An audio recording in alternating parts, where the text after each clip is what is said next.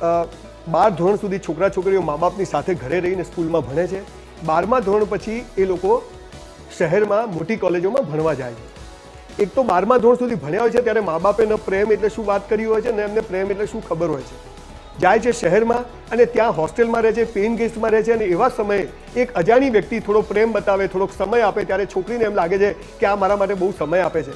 અને છોકરાને પણ કોઈ છોકરી હસીને વાત કરતા એને એમ થાય છે કે આ મારા માટે સમય આપે છે અને ત્યાંથી એક મિત્રતાને નામે પ્રેમ શરૂ થાય છે. 3 વર્ષ 5 વર્ષના કોર્સિસ હોય છે. બિલકુલ 5-6 કલાક કોલેજ અટેન્ડ કર્યા પછી 18-19 કલાક એકલા રહેતા છોકરા છોકરીઓ વિજાતીય પાત્રો વચ્ચે આકર્ષિત થાય, બહુ સ્વાભાવિક વાત છે. પણ પ્રેમ એટલે શું, મિત્રતા એટલે શું, લગ્ન એટલે શું અને સેક્સ એટલે શું એ ખબર જ નથી.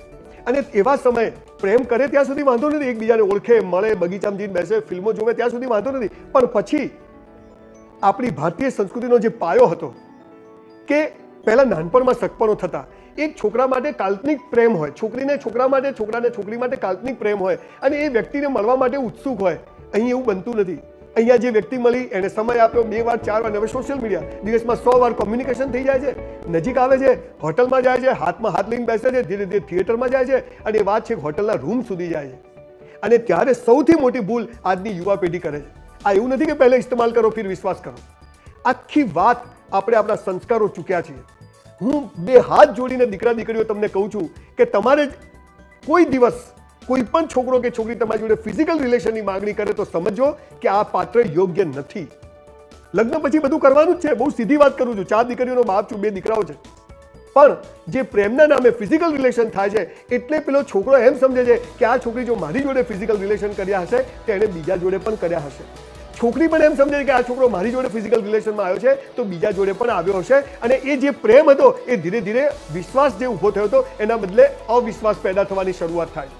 તમારી લક્ષ્મણ રેખા ક્રોસ કરશો નહીં, તમારી લિમિટ ક્રોસ કરશો નહીં. હું તો એટલે સુધી કહું છું કે જેની જોડે લગ્ન થવાના છે, સગાઈ થાય, અંગૂઠી પહેરાય તો પણ ફિઝિકલ રિલેશનમાં આવશો નહીં.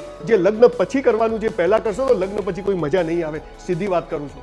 માટે હાથ જોડીને આજના જમાનામાં કહું છું કે once you lost your character you lost everything. સૌથી વધુ અત્યારે આ વાત મારી પાસે પ્રશ્નો આવે છે. આજે ઘણા બધા પ્રશ્નો હતા એટલે મને થયું કે આ વિષય પર બોલું. ફિઝિકલ રિલેશન થવા એનો મતલબ કે હવે તમારો સંસાર આગળ નહીં ચાલે એટલે ત્યાં જ અટકી જવું. વન સે નો મીન્સ નો. પિંક પિક્ચરમાં અમિતાભ બચ્ચન જે કહે છે આ ચીજ કોઈ પણ શરૂઆત કરે, તમે પહેલા હક કરો, પછી કિસ કરો, પછી ફિલ્મોમાં જાઓ અને પછી હોટલના રૂમમાં જાઓ, યુ લોસ્ટ એવરીથિંગ. અને ત્યાં બધો ભરોસો તૂટી જાય છે. એટલે મારી સ્પષ્ટ ચેતવણી છે કે લગ્ન પહેલા કોઈ પણ પ્રકારના ફિઝિકલ રિલેશન નહીં રાખવા જોઈએ જો તમારે લગ્ન કરવા છે ને લાંબુ જીવન જીવવું છે તો. અને જો કરશો તો તમે ભોગવશો. 90% કેસમાં આવા પાત્રો લગ્ન કરેલા લાંબા ચાલ્યા નથી અને ભરોસો તૂટ્યો છે. માટે લગ્ન પહેલા ફિઝિકલ રિલેશનનો હું સખત વિરોધી માણસ છું. એટલે આપને પણ વિનંતી કરું છું કે આ બધામાં પડશો નહીં. પ્રેમ કરજો, મિત્રતા કરજો, ફિલ્મો જોજો, હોટલમાં જઈને ખાજો, પણ ફિઝિકલ રિલેશનની વાત આવે ત્યાં મિત્રતા પૂરી કરીને ઊભા થઈ જાઓ કે ભાઈ જય શ્રી કૃષ્ણ. Thank you.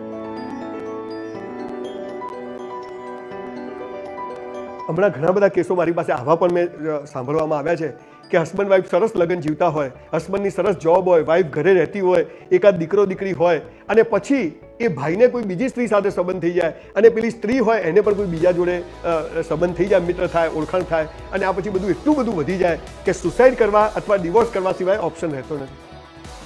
બહુ ગંભીરતાથી આ વાત હું આજે તમારી સમક્ષ કરી રહ્યો છું. 20% લગ્નેતર સંબંધો બહુ મજબૂત હોય છે, એક મેચ્યોરિટી સાથે ના હોય. પણ 80% લગ્નેતર સંબંધોમાં ખાલી ફિઝિકલ એટ્રેક્શન હોય છે, એ થાય છે અને પછી એ લગ્નમાં પણ ભલી વાત નથી આવતો અને સંબંધમાં પણ ભલી વાત નથી આવતો અને ટ્રાયેંગલ બનીને બધો સત્યાનાશ થાય. બહુ જ મેચ્યોરિટી આ સંબંધો માંગી લે છે. 20% એવા લોકો હું જાણું છું, પબ્લિકલી જાણું છું કે જે લોકો આવા સંબંધો નિભાવે છે, બહુ સોલિડ સ્પોર્ટ્સમેન સ્પિરિટથી નિભાવે છે, પણ ક્યાંય કોઈને દાગ લાગવા દેતા નથી કેમ કે ત્યાં ફિઝિકલ રિલેશન નહીં હોતું, એક સારો સંબંધ હોય છે. પણ લગ્ન પછીના જે લગ્નેતર સંબંધો લોકો માત્ર ફિઝિકલ માટે બાંધે છે એના કારણે પણ લગ્ન જીવનો તૂટવાના, તમારા બાળકો પર એની ખરાબ અસર પડવાની. આનાથી પણ ચેતજો. અને ખાસ વાત કરું છું કે આ 5 મિનિટની, 10 મિનિટની, 10 દિવસની, મહિનાની, 2 મહિનાની મજા હોય છે અને પછી આખું જીવન બરબાદ થઈ જતું હોય છે. એટલે મા બાપ ઉપરથી નક્કી થઈને આવે છે, ભાઈ બહેન ઉપરથી નક્કી થઈને આવે છે, એમ જીવન સાથી પણ ઈશ્વરના ત્યાંથી નક્કી થઈને આવે છે. એની સાથે મસ્ત જીવવાનું, જેવું જીવન જીવાય એવું. ઝઘડાખોર છે તો ઝઘડાખોરને નથી ગમતી તો નથી ગમતી, પણ તું જેવી હતી, જેવી છે, જેવી હોઈશ તું જેવો હતો જેવો છે જેવો હોઈશ આપણે સાથે છીએ, દેટ ઇઝ કોલ્ડ મેરેજ. એટલે લગ્નેતર સંબંધો 20% લોકો બહુ જ મેચ્યોર બંને પાત્રો હોય તો કદાચ ટકી જાય, બાકી 80% 90% સંબંધોમાં સત્યાનાશ થવાનો, બધા પરિવારો તૂટવાના અને એનો અંજામ કોઈ નદી, કોઈ ફાંસો અથવા કોઈ ઝેર ખાવા સિવાય બીજો કશું છે નહીં.